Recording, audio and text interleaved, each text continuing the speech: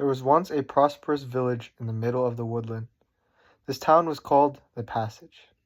The town had gotten its name as travelers had to pass through this large village to get to the other side of the forest. The people of the Passage were kind and traded goods, shared knowledge, and directed the travelers through their town safely. In this town lived an orphan child named Sunny. He was a bright, outgoing boy and a little chubby. He would frequently ask the travelers what they were eating. He enjoyed trying new delicacies from around the world. The people of the Passage and the travelers alike very much loved Sunny. He was a core center of this town, and everyone took care of him as their own.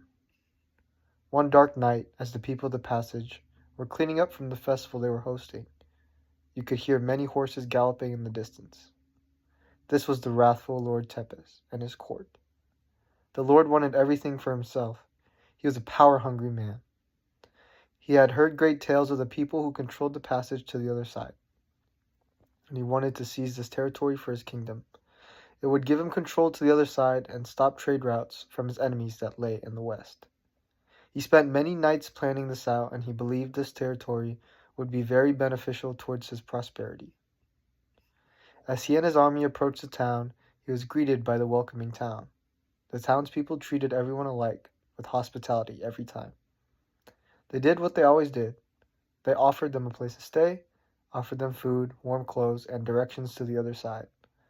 Little Sunny even ran around and asked all the army men if they had new foods he could try.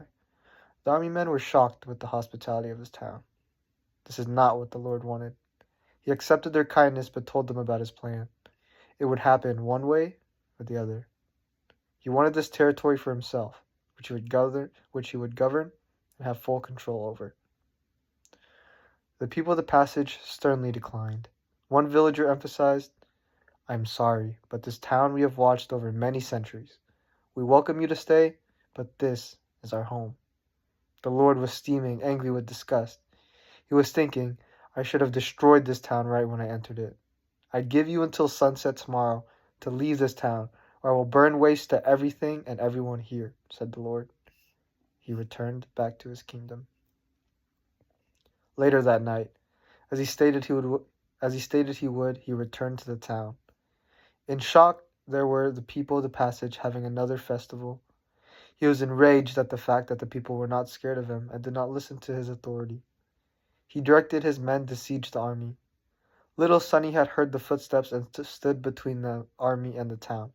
"Stop it!" he exclaimed. "This is my home. You can't have it." An arrow flew to the sky. It flew so fast. It hit the child in the chest and he sank into the soil. The Lord had shot the arrow himself. "Let's get this over with," the Lord muttered. The townspeople were in disbelief. The child had been killed. After seeing Sunny's lifeless body, they felt hopeless. All of them surrendered and accepted defeat. They wanted no more deaths. They had buried little Sunny under the moonlight with beautiful flowers. His grave was surrounded by the forest protecting his body. The next couple days, the Lord spent rounding up the townspeople to be his captives and destroying the town. He was ecstatic and was set on rebuilding the town with his own vision.